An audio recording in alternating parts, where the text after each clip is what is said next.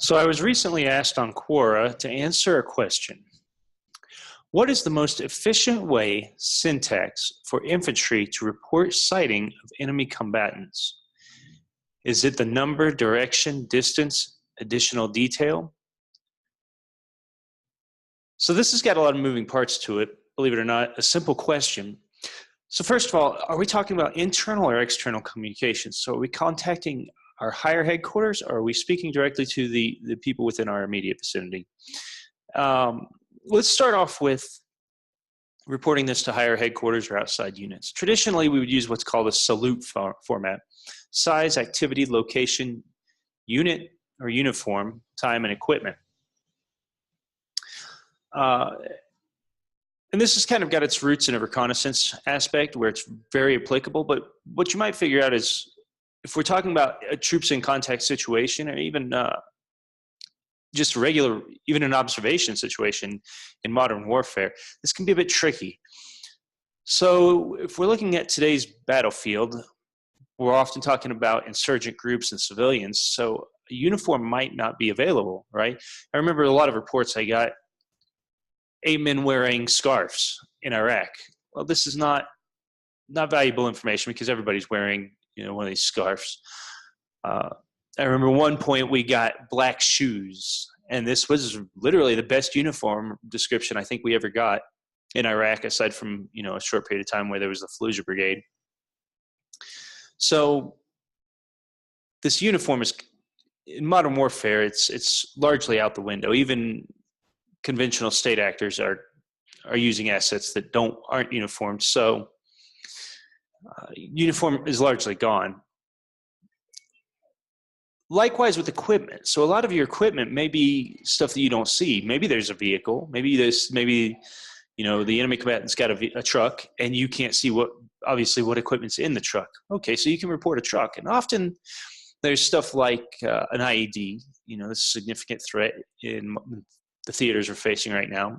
And that would be buried in the road in advance. Chances of you being able to determine that there's an IED before you get up close and start looking for the signs, pretty slim to none.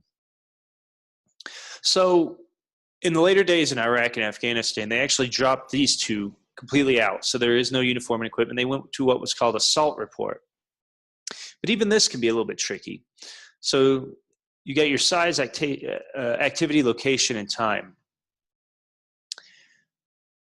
Now, if you've got the time to sit down and review and observe this movement, this operation, whatever it is you're observing, then sure. I mean, this is perfectly fine. In fact, we can get into this in a minute, but you can actually document this a lot better than any one of these simple reports. So the premise is kind of that these reports are intended to be an initial contact report. And again, when you make initial contact, this is not regiments facing off against each other like earlier generations of warfare. You're going to have people behind cover and concealment attempting to engage you. So you may not even see a single person, just the rounds coming in. You may, if you're lucky, see muzzle flashes to indicate kind of the size of the element. So size can be very confusing, and quite honestly, if you get it wrong, it can be dangerous. If you set expectations one way or another and they don't turn out to be that way, it can be detrimental. So your activity is pretty simple. Generally in a contact situation, activity is contact. Location, pretty simple. You need to get that out right away. And time. So here's the thing with time, especially when you're trying to call in one of these reports on the radio. A lot of times the person reporting it will not, the person making the call that's in contact will ignore this time feature. And then some clown on the other end of the radio will say, "And what time did this occur?" And you'll say, "Now, you dumb," right? So what eventually transitioned, ultimately, at the end of Iraq and Afghanistan, tick, tick, tick stands for troops in contact. It means clear the airways. It means give this unit in contact priority on the radio.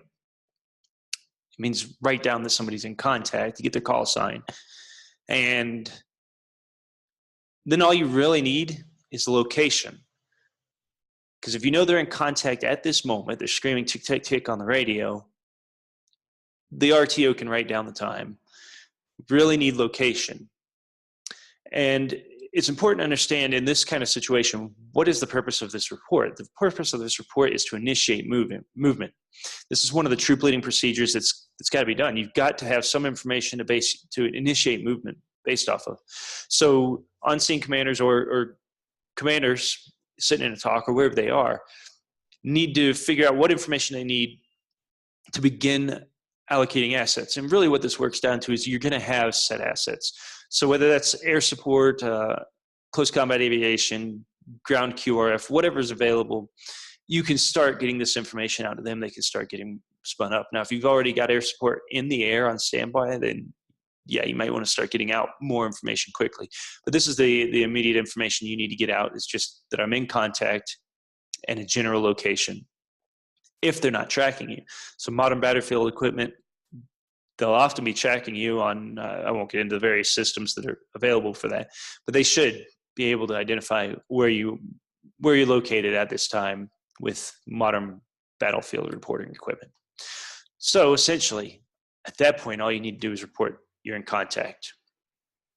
So they can get these initial assets spun up, start pushing people out your way if the assets are available and ready to go.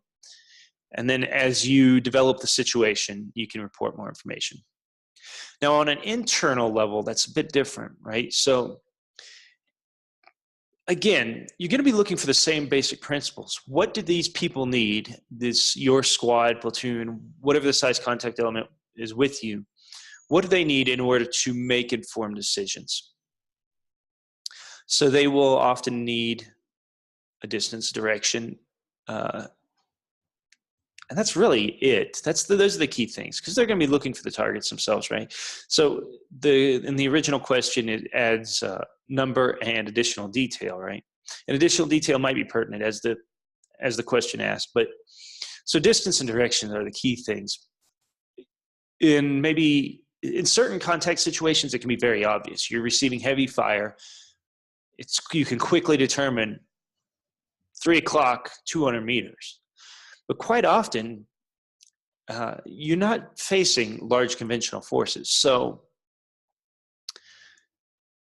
you may get, just random sniper fire, or even if it's a larger sized element, they're going to be taking cover and concealment. You may not have any indication of where they're coming from. You'll be looking for muzzle flashes, or you'll be looking for dust to kick up in the format that would indicate there's some sort of muzzle blast going on. And sometimes even that is high hopes. It can be very difficult to identify locations. So that's the big key. You need to get that location out, and that's distance and direction. Because until somebody has spotted that, I can't count the number of times we just ting, and you may have heard, there may be pops off in a distance, but given in an urban environment especially, but sometimes in rural environments or construction environments, just whatever the environment is, it can be very difficult to distinguish a rifle round 300 yards away from some other noise. The Humvees right next to you can distort these sounds heavily. So it may well be the case that all you hear is tink, tink, tink on a Humvee to know that you're getting shot at. And of course, it's probably not massive or heavily effective fire at this point, but it could be. And so the key is get that distance and direction in. Additional information. So the original question included third red house on the left. That could be, yes, certainly. If you can get that information, then absolutely. One of the things I caution about, though, is trying to put too much information into this, because in a contact situation, communications can be very stressed, I guess the best way to put it. And identifying target reference points can be difficult. So what looks obvious to you may not look obvious to someone else. And I'll give an example. One time we were in contact outside of Fallujah. We were part of the blocking element on one side of Fallujah. And we started receiving contact from this building.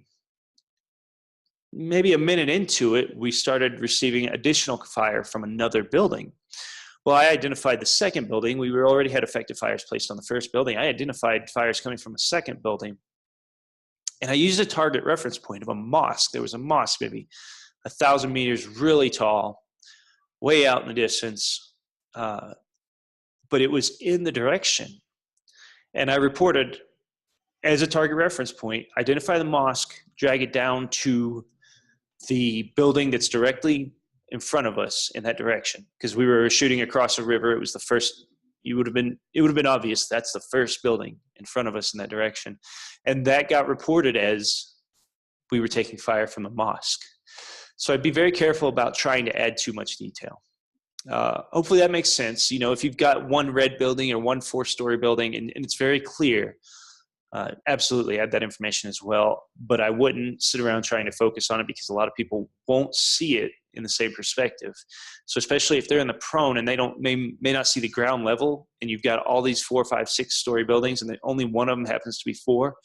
If they're not seeing that ground level, they might not know how many stories everything is. Just perception can change a lot of the way that this additional information can get into. So if you think you've got a real clear case, there's one red house, you can say the red house, go for it.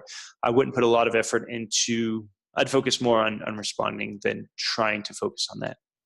Hope this helps.